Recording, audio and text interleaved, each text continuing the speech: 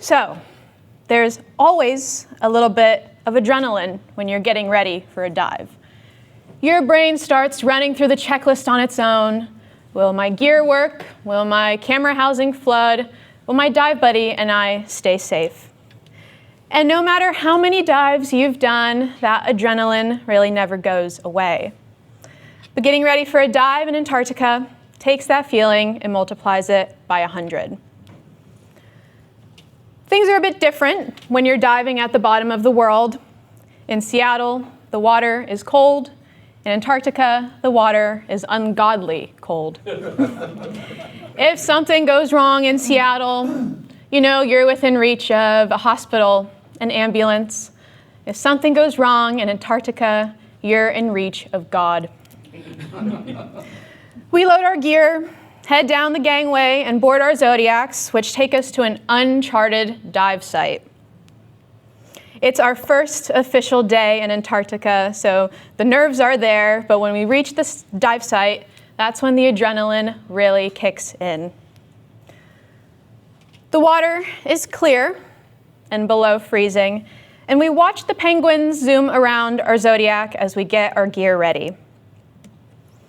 It's a small boat. There's 7 of us total, so as we're gearing up, elbows are bumping, bodies are squeezing together, and everyone is trying to move around carefully while wearing heavy and expensive gear.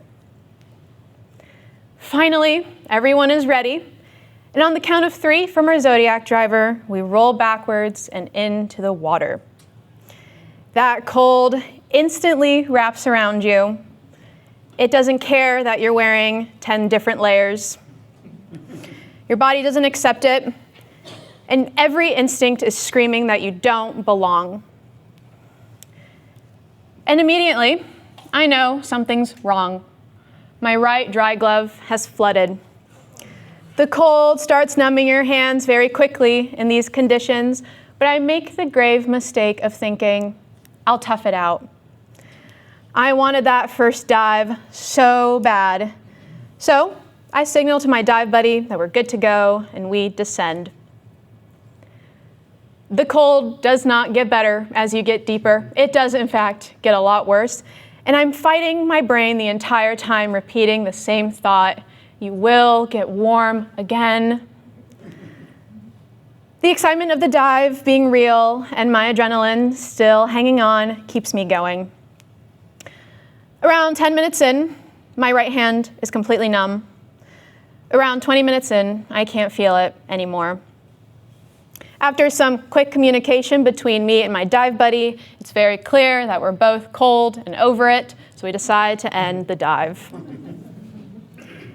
Back on the Zodiac, I rip my flooded glove off and pull on a dry pair of gloves. The numbness gives way to a tingling sensation as circulation returns to my hand. My hand burns painfully, and even small movements are uncomfortable. But regardless, we're still happy divers since we did just dive Antarctica for the first time after all. Later, back on the ship, I notice one of my fingers looks a bit odd. The color isn't right and I can't feel anything with it. At dinner, an onboard doctor overhears me talking about it. She grabs my hand quickly, takes one good look at it, and goes, "Ooh, yeah, you have mild frostbite with some nerve damage." Not what I wanted to hear. But then it really hits me. The damaged finger is my right pointer finger. It's the finger I use to pull the trigger on my camera. It was a very quick lesson learned. Antarctica does not care how badly you want the shot, doesn't care about your portfolio or that you flew across the world to be there. It tested everything in my photography, from my preparation, my ability to make quick decisions under pressure, and my ego. So, hi everyone. My name is Isabella Zandona. I'm a 24-year-old marine biologist and underwater photographer. I'm originally from São Paulo, Brazil, but I've lived here in Seattle for most of my life. I had the utmost privilege to spend my January on a scientific expedition to Antarctica after I won a grant from Blue-Green Expeditions that made the trip possible. Winning that grant meant a lot of responsibility for me. It wasn't just a vacation, and I wasn't there for just myself. I was there to produce, deliver, and come back with images that justified the opportunity. And that responsibility hit me even harder when I realized how few people get to experience this. Fewer than 0.0001% of the world's population will ever get to dive beneath Antarctica's waters. I was standing among the very few, and that made every decision, every moment carry weight. And I could spend hours telling you guys about my expedition. I have so many stories to share. I could tell you about the whales, the towering icebergs, the cute penguins, and the kind of silence you only hear at the bottom of the world. But for now, I want to tell you what lessons the expedition taught me, because I think it applies to every photographer in this room, whether you're near a penguin or not. Okay, lesson 1, preparation and gear. So as I'm sure you guys could imagine, preparing for a trip like this is no easy feat. And when I say preparing for Antarctica, I don't just mean buying a big parka and grabbing your camera and throwing it all into a bag. I mean mentally walking through anything and everything that could possibly go wrong before you even leave your house. Because once you commit to Antarctica, you're committing to isolation. There is no Kenmore camera at the bottom of the world. Although, Bob, it's an idea for you right there. So this is kind of what my life looked like as I prepared for the trip. The left image was when my office was very tame during preparation. Towards the end, the final week before packing everything, you couldn't see the carpet. It was very bad. Middle image are my regulators that I brought to Antarctica. They're over there on the table, and you guys can check them out later. But I had to do a lot of cleaning of the scuba gear, a lot of safety checks. I did a few safety dives before packing everything up because I wanted everything to be working smoothly before I got there. And then the far right image, that's about a little over 250 pounds of gear in those 5 bags that I had to carry alone from Seattle all the way down to Ushuaia, which was from the port that we left out of. It was about 40 hours of travel, and it was quite the workout carrying all those bags around. To even get to Antarctica, you have to cross the Drake Passage. Who here has heard of the Drake Passage? Have you guys seen those crazy videos on Instagram or whatnot? Yeah. The passage is the body of water between Cape Horn, which is down there at the bottom of South America, and the Antarctic Peninsula. The Drake has a bit of a reputation. Sometimes it's calm and people call it the Drake Lake, which sounds very nice.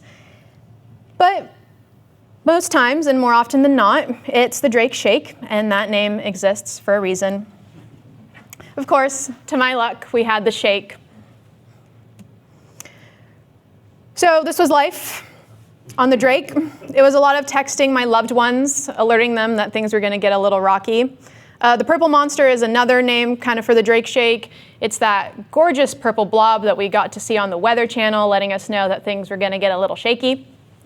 The middle image is a screen grab from our ship going down on a large swell. That day we had about 35 to 45 foot waves, so we were really, really rocking. The final image, that was my breakfast, lunch, and dinner on the Drake. It was a lot of simple things not to upset the stomach. In the to-go container is an assortment of different crackers, and then my dessert was in the bowl, and that's ginger candy and raw ginger. So that was my meal for 2 days straight. So yeah, imagine you're on a roller coaster, right? And now imagine that roller coaster is 2 days straight and you can't run away from it. You're just going up and down and side to side for a very long time.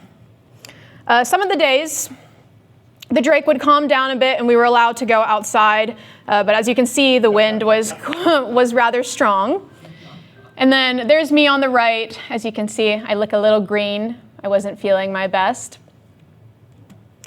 This is my roommate, dive buddy, and best friend, Sarah, and I. We did a lot of horizon watching during the Drake, trying to keep ourselves calm. But I remember the nights on the Drake very vividly. I was in my bed, and I genuinely couldn't sleep because the motion was so aggressive. And yes, I did heavily drug myself with melatonin and seasickness medicine, but there's only so much you can do when the waves are like 45 feet. And during the night, all I kept thinking about was my gear. I was so nervous something was going to happen to my precious cameras as I watched everything in the room go flying around.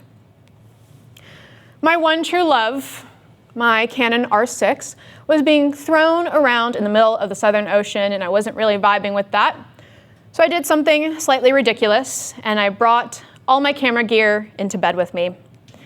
I slept with one arm wrapped around my topside camera, and then my underwater R6 in the housing at the bottom of my bed with my feet pressed against it. It felt like the safest place for them. I trusted my own grip more than anything during the Drake, because something as small as a dent on my lens or a scratch on my housing dome could mean game over for me. And the truth is, nothing happened. The camera gear and I and everyone else made it safely through the Drake. But when you realize how fragile everything is, your gear, your camera, your access, your opportunities, you stop treating preparation like a checklist and start treating it as your sole responsibility. Take something as small as an O-ring, and the O-ring is like a thin piece of rubber that goes on your underwater housing or another piece of gear like a dry glove, and it keeps water from coming out. But it can only keep water from coming out if it's cleaned and lubricated. Neglect that O-ring in Antarctic waters, the cold can contract it, and it floods your gear. So here's me on my bed with my headlamp on, looking a little crazy, taking care of all my gear. And when I think back to that dive where I flooded my dry glove, it very well could have been something as small as a neglected O-ring. It was a very quick lesson learned. And like I said, after that, I spent a lot of time on my bed, checking all my gear, especially the O-rings. Even when people were upstairs socializing and having a good time, I was making sure my gear was okay. And then on the right image, that's all my scuba gear. Well, some of it. Anything that's pink is mine.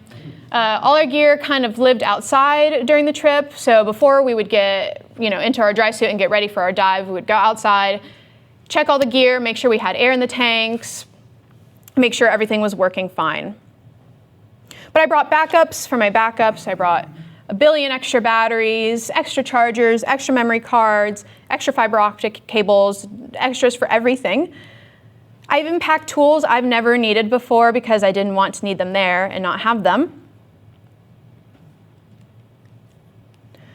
One of our first mornings, we got to do a landing at a penguin colony, and that's our boat in the background, that's the Ortelius. And oh my goodness, these penguins are the cutest things ever. There's thousands of them running everywhere, and it's just an overwhelming amount of cuteness. We were seeing a mix of Gen 2 penguins and chinstrap penguins.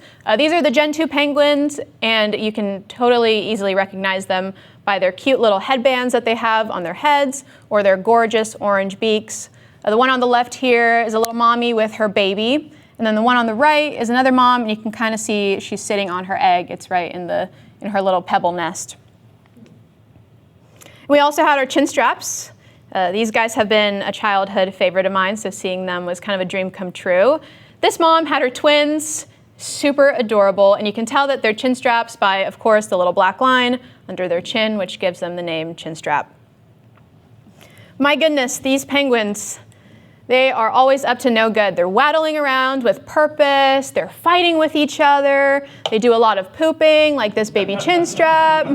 They're very stinky animals. You can smell them from at least 2 miles away. And we also got to watch a lot of pebble stealing. Here's a chinstrap taking his stolen pebbles back to his penguin wife. And like I said, these penguins, they're hectic, they're super loud.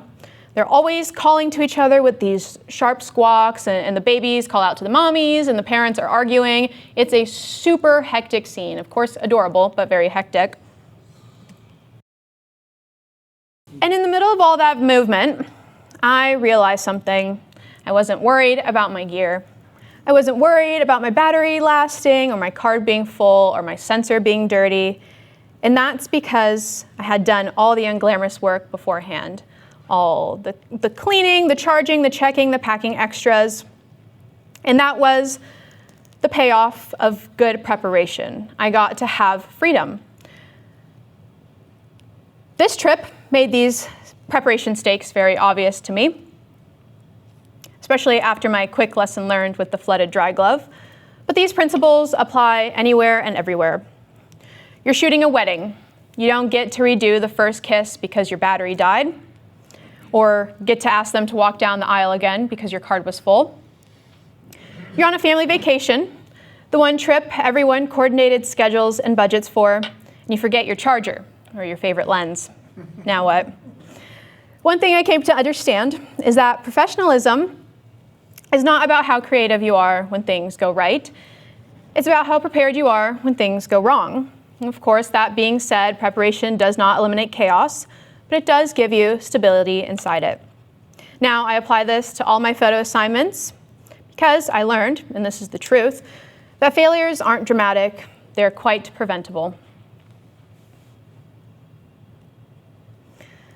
Lesson 2, decision-making under pressure. We were near Planu Island, and the conditions were beautiful and calm. We were out on our scuba zodiacs looking for a diveable iceberg.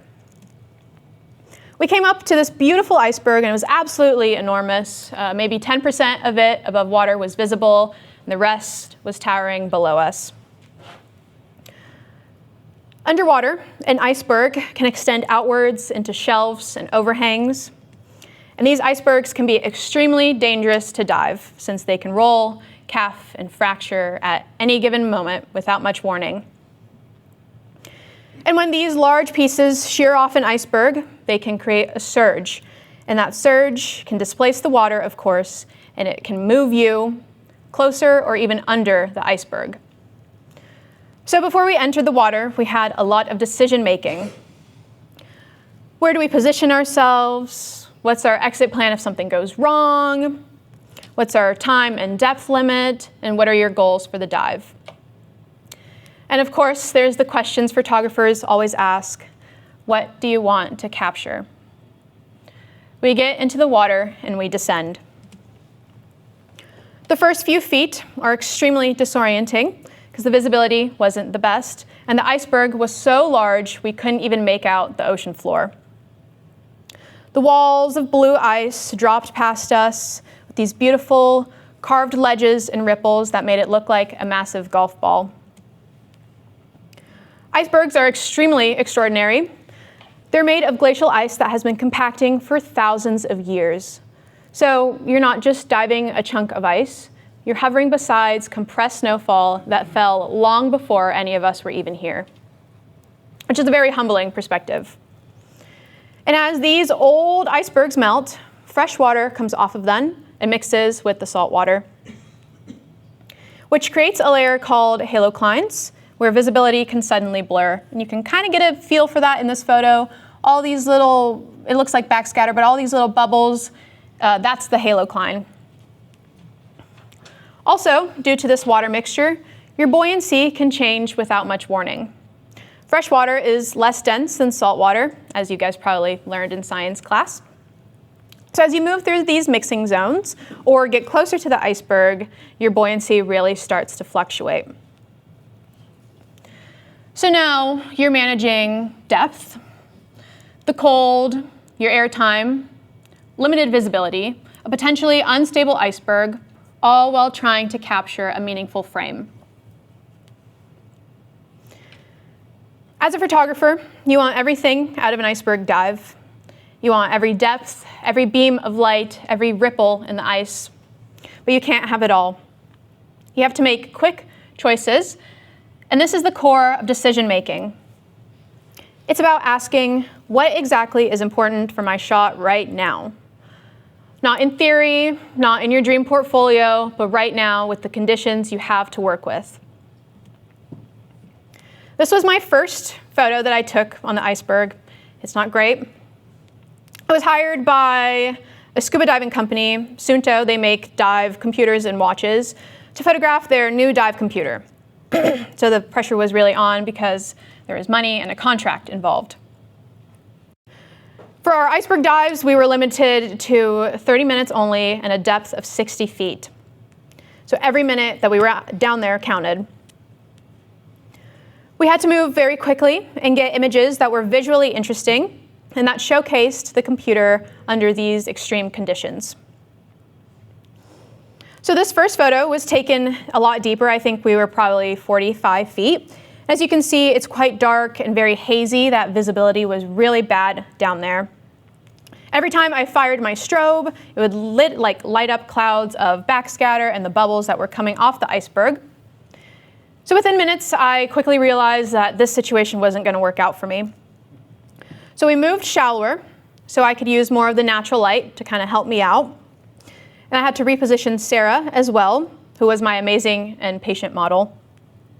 I needed her body position to look a bit more natural. I also needed the computer to be very clearly visible. And at the same time, I changed my own position. I dropped slightly lower than her, angled my camera upwards to grab that natural light. And I really wanted the details of the ice to be brought forward into the image. So instead of having both of my strobes on, I just turned on one strobe, the one closer to the iceberg, to illuminate those beautiful ripples that I so wanted to show.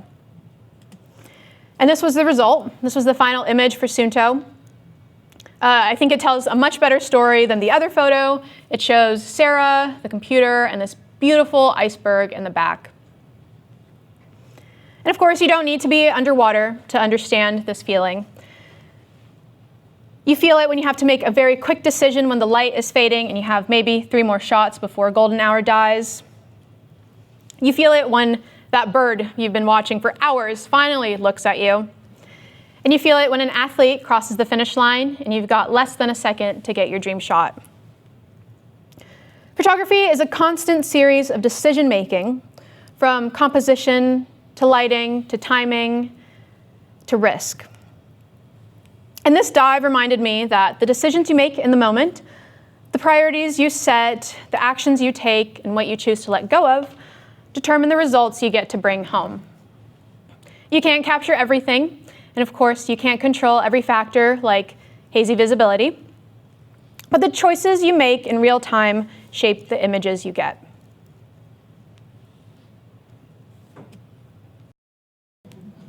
I know, it's so cute.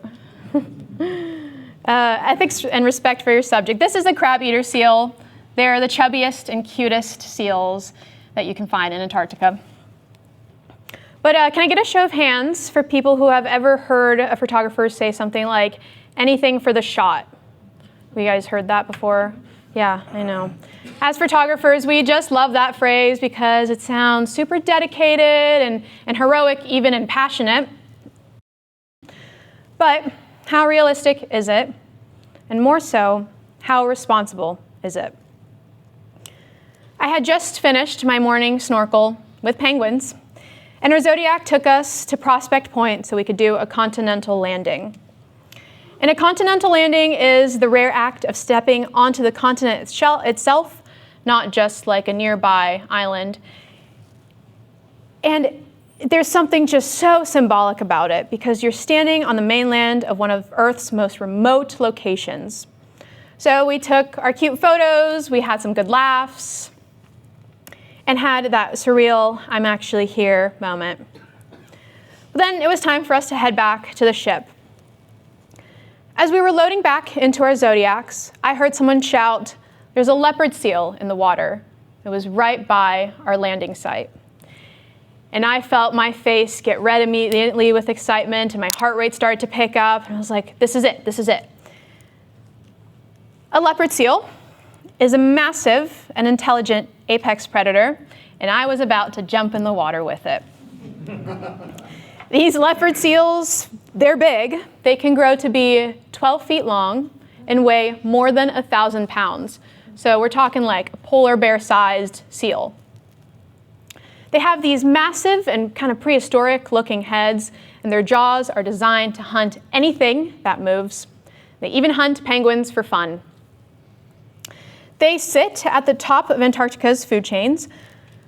They're curious, powerful, and intimidating. They're, of course, not mindless killers, but they are absolutely capable of doing some serious harm. We quickly repositioned our Zodiac, and I was very flustered trying to get my hood, my fins, and get my camera ready. And from my Zodiac, I was the only one brave enough to slip into the water. From the other Zodiacs, more and more people started filtering in. And you could feel it in the air. Everyone was thinking the same thing. This is it. This is my chance. The award-winning leopard seal photo will be mine. So I get into the water, and I try to stay as calm as possible. The seal was weaving around an iceberg. This one was probably 9 feet long, so almost twice as big as me. As I watched him for a while, there was a shift in the vibe. The seal started to feel crowded and desperate.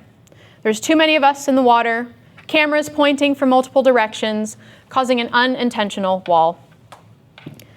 The energy in the water changed, and with that, the leopard seal changed as well. Instead of curious past as it was doing before, it completely stopped engaging with us. It was at that moment I realized we weren't observing anymore, we were pressuring. Of course, nobody had malintent or meant any harm, but intention doesn't always equal impact. Anything for the shot suddenly didn't feel heroic anymore. It felt very ego-driven. So I backed up away from the seal, letting go of my dream shot. I didn't get my dream leopard seal photo, but the experience changed the way I think about photography. Ethics in wildlife isn't just about rules and regulations. It's about watching behavior. It's about asking yourself, is my presence altering this moment in a negative way? The camera gives us access, but it also gives us responsibility. And when you respect your subject, the stories you tell are truer. What this encounter showed me wasn't that I suddenly discovered ethics. Of course, I've always had respect for wildlife, but it showed me how thin the line can be when opportunity, rarity, and ego collide. It's extremely easy to say you have respect for wildlife when the shot isn't extraordinary, but it's a lot harder when the moment feels once in a lifetime and everyone around you is going for it. That day, backing away from the seal wasn't just about the seal alone. It was about deciding what kind of photographer I wanted to be. And this, of course, applies to any type of photography. In street photography, if you're shooting someone and they look uncomfortable and you keep shooting away, you have to ask yourself who this image is really serving. In adventure photography, there are moments when safety becomes secondary to the shot. Someone edges a little closer to a cliff, stays out in worsening conditions, or ignores exhaustion for a dramatic shot. In travel photography, there are communities that have been photographed endlessly without context or consent.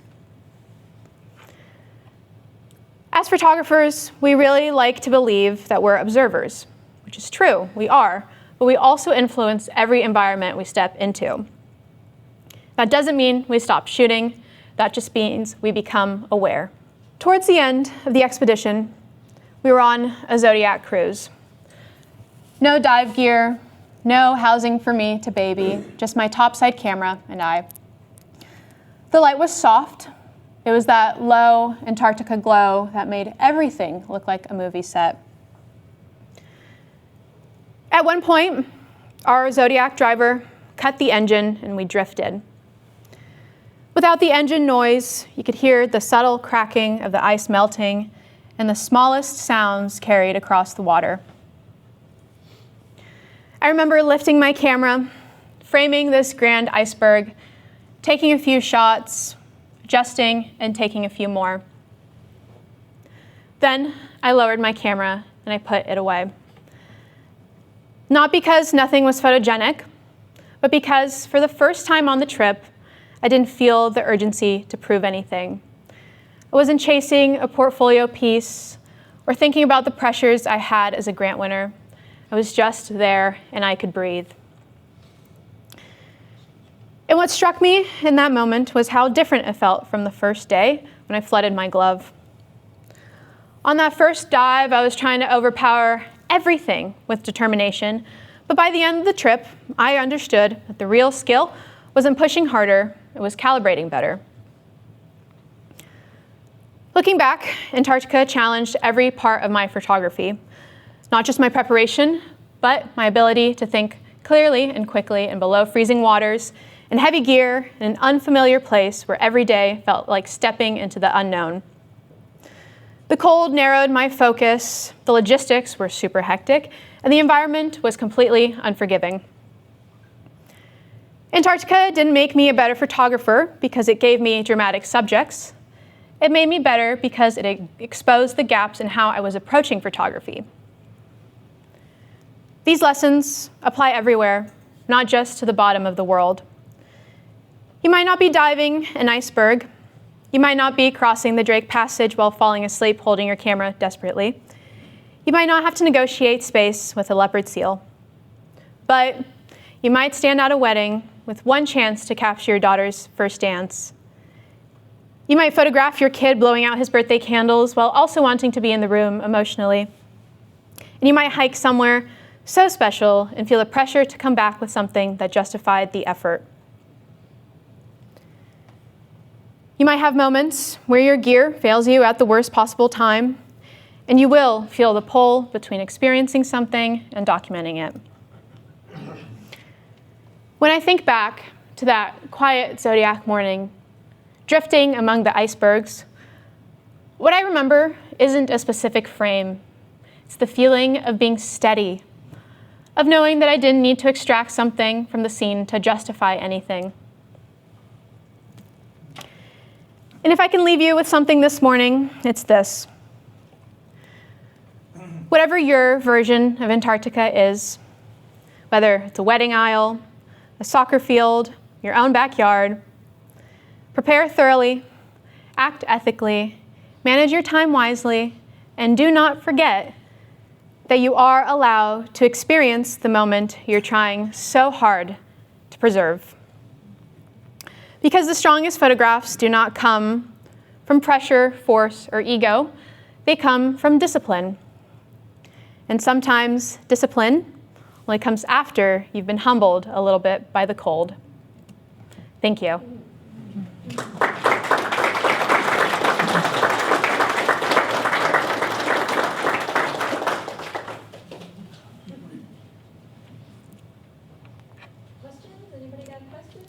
What was the project that you were on? If you can talk about it.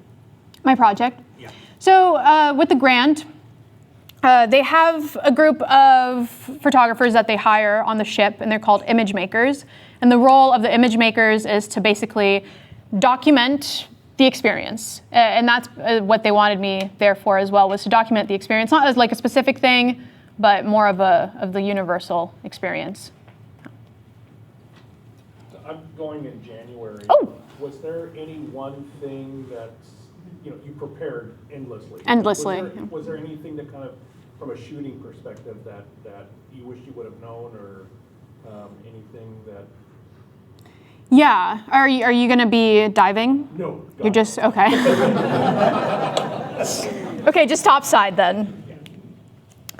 I had a 70 to 200 millimeter lens with me, and most days it didn't feel like enough. Okay. I wish I had something that was a bit longer for the stuff that was far away. You get a lot of like up close interactions with the animals, but like whales and stuff from the ship, I would recommend bringing a longer lens if you don't have one. That was the one thing I regret. Did you travel with a Pelican case, or did you just use your normal camera bag? I On the ship or just to get? Just listening to your story about, I probably do the same thing. Yeah. Yeah, I had, so Think Tank sponsors me and they sent me their like roller bag and a few of their backpacks.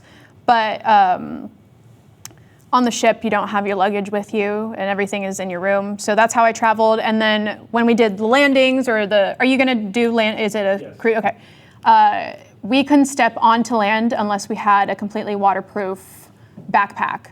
So I had to find like a dry bag, essentially, for my camera stuff, and that's how. But traveling, it was with the Think Tank luggage. Yeah, and that's the brand I use too. So. Well, perfect. Then you're set. Yeah. Yeah.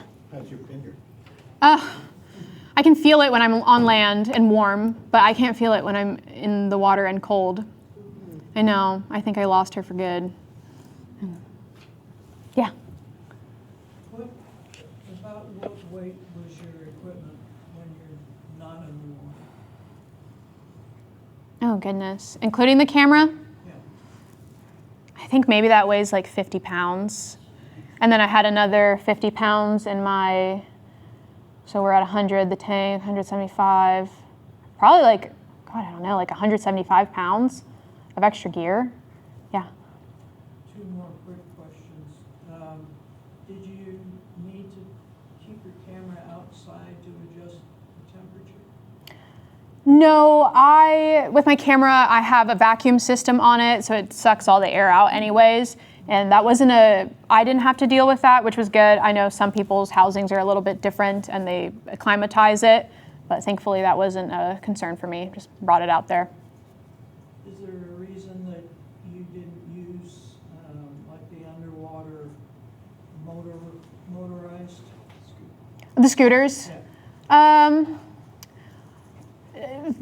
The diving there is very strict because it's so high stakes. So any extra gear, anything else that could go wrong like that, it just wasn't allowed. So I don't think we would even have the possibility for it. Yeah. So you just said it was very strict. Who sets these rules? So diving in Antarctica, I mean, it's been going on for a while, right, the diving. So we have some sort of structure and outline of things that can go wrong and how to not have them go wrong. The rules on my ship that I was on was set by the company. Okay. They've been doing it for many years, so they kind of have, like I said, an outline of it. But they were very strict. Like if you fumbled the bag, you were not allowed to go diving again. So they were it was like the military. Yeah, they ran it like a military. Yeah. That flag that you were holding, is that the Antarctic flag? Yes, that was the Antarctic flag, and then the other one I was holding is the Brazilian flag. Yeah. Yes. How much did the cold affect your batteries? Shockingly, not at all. I thought it was going to be a lot more of an issue, but also given our dives were very quick because we were so cold. I think my longest dive was maybe 32 minutes. So underwater, I didn't really have even the chance to test out if it was going to die quicker, but on land, I had no issues. And you went on the tour with Becky and Faith? Yeah, I was with Becky and Faith. Okay. Yeah. Becky was actually the one who brought the grant to my attention. Oh, gotcha. Yeah, yes. Yeah, I love her stuff. Gosh, she's so good, I know. Faith is really cool. I met her a while ago. Yeah, such good people, humble people. Yeah. Yes? Do you feel like you might be working towards a career in conservation photography? I would hope so. I would hope that it would play a part of my future in some sense. I don't know if it'll be the exact core of my career, but it is part of the dream for sure. Yeah. I have a question about the camera gear. So I've Yeah. been agonizing over purchasing, I need a new system and I want to get dive housing and stuff like Sure. that. I'm looking at full frame and a micro 4/3, and I'm trying to understand how big a deal is the larger housing and lens I mounts think and all that underwater. I think it really depends on what you want to do with it. Are you diving often? What's your... Yeah, I dive a couple times a month. Okay, then yeah. For me, I think it was extremely important, especially diving here and diving in extreme environments, of wanting something super sturdy that was going to last me a long time. And I have that with the Marlux housing, but I know you can get that with other housings as well. I think if you're going to spend the money, do it once and do it good. Yeah. That's what I would say. Because you also, the camera that you're putting in there isn't waterproof, so you want to make sure you have the best of the best. Yeah. Were most people shooting digital, or did anyone bring film? I don't think anyone brought film. That would have been really cool, though. Yeah, I think most people were shooting digital.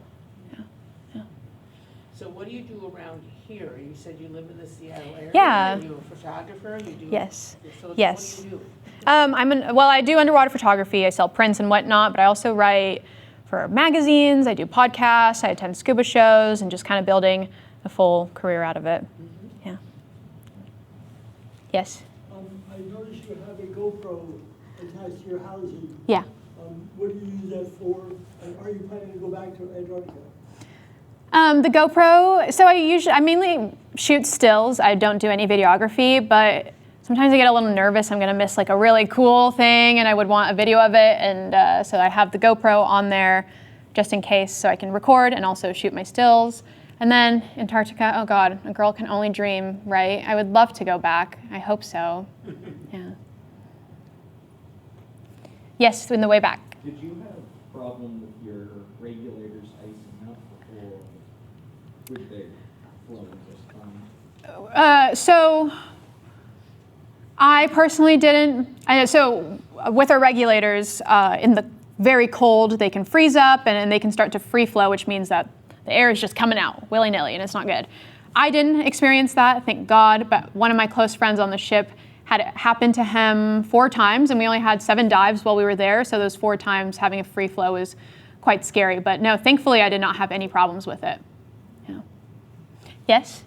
In your song, the Drake passage, I heard if somebody gets sick, the whole ship turns around. Is that true? No. We all kind of just suck it up. There's really no way around. It's also like once you're in it, the only way to get out of it is to either keep going forward or go back, so you might as well go forward. What was that?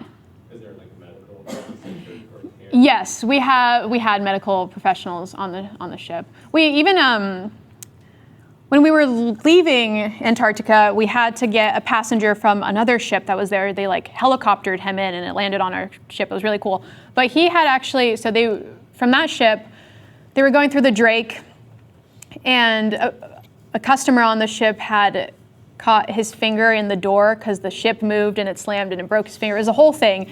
So we actually had someone from another cruise join our cruise when we were heading back to take them back to medical. So that's, I think, the worst case scenario, is being helicoptered to another ship, which is very costly.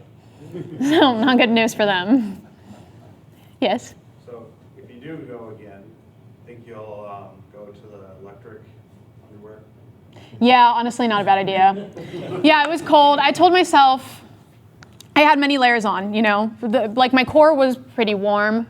But I told myself if I got the electric, you know, the heated vest, I'd be cheating.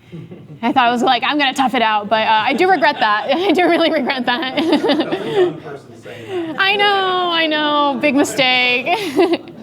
Yes.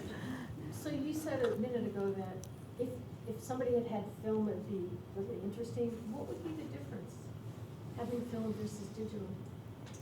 Well, I don't know, I just think it'd be so much, it's kind of cool. You don't see people with film cameras anymore. And when you do, they get that kind of cool vintagey look to it. And it's like, yeah, it's kind of fun. Yeah, exactly. It's calculated, it's different. I think it'd just be neat to see people. So the photos would be, you think, potentially better? With the, better is a bit, you know, I don't know. I think it'd be just different because it's just so different shooting from a digital camera than film. I don't know if better would be the word, but it would be really cool. It'd be really cool. Shooting any macro? No, I left my macro lens at home. Oh. I was told that there would be some cool, like, little crabs or little limpets and whatnot. And to my core, I'm a macro photographer. But I already had so much gear to carry around, and the thought of bringing a whole other port and a whole other lens, I'm like, no. So I left my macro lens at home, which was actually worked out fine because you're diving and then a cute penguin comes zooming by. You want to take a photo of the penguin, not of the limpet, but Yeah. Marty was on your trip, wasn't Yes, Marty. He's such a joy. Yes. What lens do you use with your dome port? That one, the wide angle is a 15 to 35 millimeter, and then my macro is 100 millimeter with a diopter that brings it to like 160. Are you aware of the 14 millimeter f1.4? Oh, I'm aware of it. Trust me, I am aware. It's on my wish list. We know where you can get one. Yeah, funny. Very, very funny. So did you take multiple cameras with you? Yeah. But on the dive, you take only one. Only one, yeah. Well, I guess two if you include the GoPro. But I had two R6 cameras with me. It's a lot more convenient if you have two cameras if you're shooting both topside and underwater, because you'll be like sitting at breakfast or something and there'll be like orcas at the bow and you don't want to have to struggle to get your camera out of the housing. It's just a lot easier that way. Yeah. Yeah. Anything else? Yes, back there. Have you dabbled in any free diving, or have you just stuck with scuba? I have, but I only do it when I'm in tropical water. That's my follow-up question. Yeah. I started underwater modeling. Oh. So I'm trying to adjust my eyes, and I've Sure. had a little bit of trouble with that portion. I was curious if you had any advice. Adjusting your eyes like underwater without. Clarity, because I find that it's just really fuzzy for me, and I couldn't focus on anything. And by the end of my sessions, I would throw on goggles and be 100% fine, and just completely like change the session. But I'm still trying to adjust my eyes better, because I've heard that over time, your eyes do adjust in fresh water and get more focused. I feel like it probably is just an overtime thing. I haven't done too much of that, so I'm not too like experienced in it. I that's what I've heard too, is that it's just like it takes time, and Yeah, that's what I'm doing too. It's I just know, experience. which I hate. Taking time is the worst possible thing ever, so I get it. But yeah, Everything's an adjustment underwater. yeah, I know. They don't make it easy. Yeah. And not really a question, but I just want to thank you for the presentation. It was Oh, awesome. thank you. That's nice. The messages were fantastic. Thank you. And for a 24-year-old, you're extremely composed. Thank you. That's very kind. I really appreciate that. You just made my day. Any other questions? Yeah, in the back. All the dive sites that were picked, were they always the same dive sites they usually go to dive, or is it always different because icebergs are floating around and conditions keep changing? Sure. They were all different, and they were all in uncharted waters, so it was kind of had like a weird vibe to it when they'd be like, okay, we're going diving somewhere no man has ever gone diving before, and you're like, what's down there? You know, so it was all different, all uncharted, but yeah, which was kind of fun. Yeah. Have you ever done cave diving? I've done cenotes. I think that is the closest I will get to the cave situation. And you filmed also down there? The cenotes, man, that was before the underwater photography stuff. That was when I was first starting like scuba. So all I have is GoPro footage of that. I would love to go back. That is also on my bucket list. Yeah. Yes? Did you hear the ice cracking underwater? Yes. You could hear the ice cracking underwater. It was amazing, kind of scary because you're like, ooh. But yeah, it was really cool. You could hear it. You could also hear the whales. A lot of humpback whales, and they sing quite loud. And I think one time I heard an orca whale squeaking underwater, but I don't have anything to prove it, but I think I did. So when did you do this trip? How long ago? This was in January. This past January? Yes, this Okay, past you're January. just back, basically. I know. I'm just readjusting to life You again. put this whole thing together? Yeah, I know. They forced me to do it. Oh, they did. I had no choice. Couldn't wait. I really couldn't. Yes. To shoot without your flash, what sort of settings were you having to use to get images? I increased my ISO a lot, but honestly, like for me personally, like I said, I shoot mostly macro, so having to be quick with the wide angle stuff and not using strobes and using strobes and like all that alternating stuff was a bit difficult. So all my settings were a little funny because I was a lot of trial and error, but I learned a lot from that, a lot of increasing ISO and playing around. I think my f-stop was at 8 for most of the time, 7 or 8. And then shutter speed was was really dependent on what I was shooting. Like, of course, for the leopard seal, it was super high because the thing was moving around like crazy. But like the visibility on that dive wasn't great, so there was other factors as well. And then for penguins, it's also extremely high. But when I'm shooting with the strobes on for shutter speed, I can't go over 1/200 because then I get these like bands in the photo because it doesn't sync up quick enough. So shutter speed stops at that for the strobes.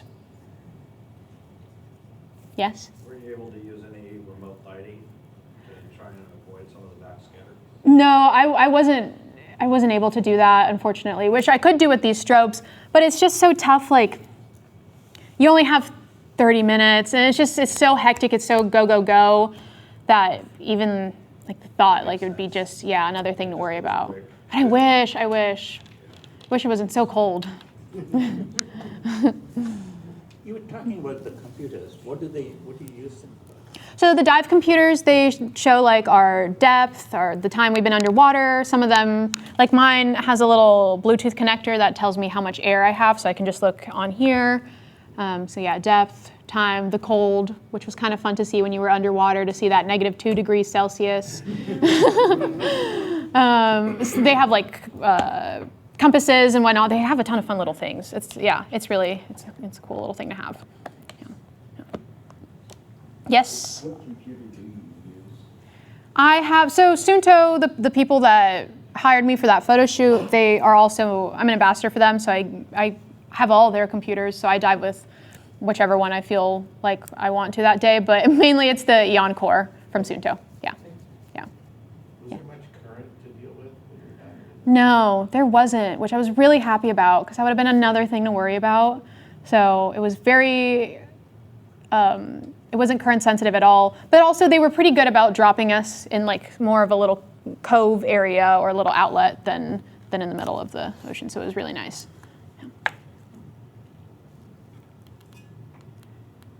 Did the icebergs ever cause like subtle currents?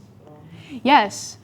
We were actually, when we were doing a Zodiac cruise, we were by an iceberg and it all of a sudden just like crushed back into the water and it made this mini tsunami and it sent our Zodiac flying. So I'm sure underwater that would have been a bit of current as well. Yeah. What'd you Yes. Have you dove a lot around here? Yeah, I have many, many dives around here. It's good diving. Great pictures. Thank you. Yes. So, saying that what you did with the waves from the iceberg, what did you do to protect your topside camera? A lot of, oh my God. I had my dry bag as well. But like I said, that the way that iceberg completely just like fractured when we were next to it, no warning, absolutely no warning. It just fell into the ocean. So I like held it like a child. I was like, oh my God. But the dry bag was my go-to as well to keep things safe. Like from going from the Zodiac to the landing sites, so I'd put everything in the dry bag, make sure it was well kept. What is your next trip or next project? My next project, I have a photo assignment up in Canada in April, so I'll be in Canada for a week, and then underwater, yeah, You going underwater. to God's pocket? Yeah, I am going to God's pocket, of course. Oh yeah, so I'll be in like the Canadian side of things next month. Yeah.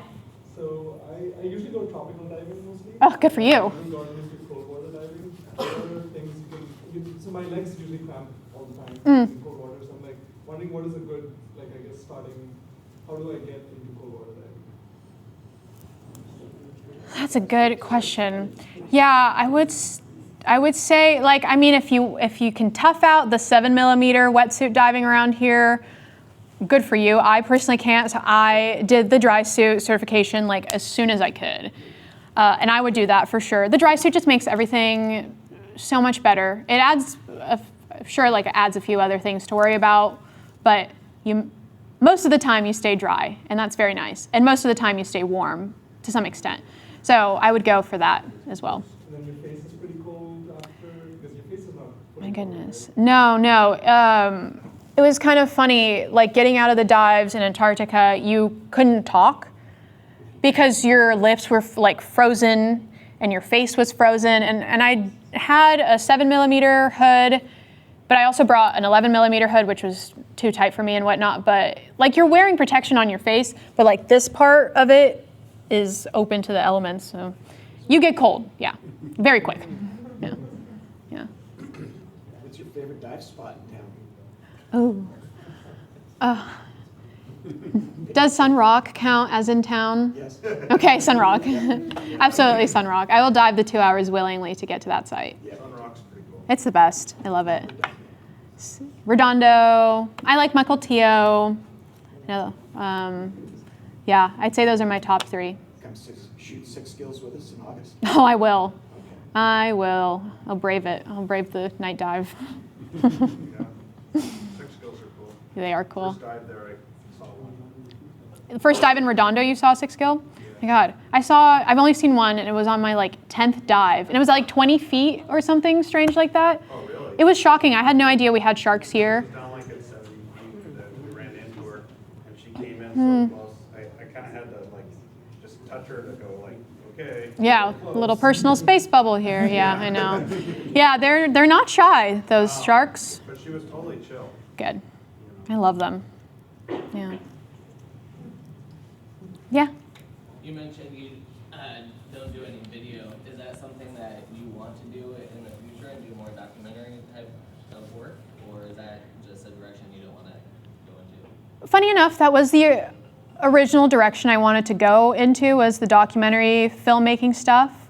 But now I think I'm more into the stills and the journalism aspect of it. I've been writing a lot for magazines, and that's been great fun for me. So I think that's more so my path. I would love to, I mean, if given the opportunity, of course, but yeah, I just like my stills. Yeah. Have you published any books? Not yet. It's in the making.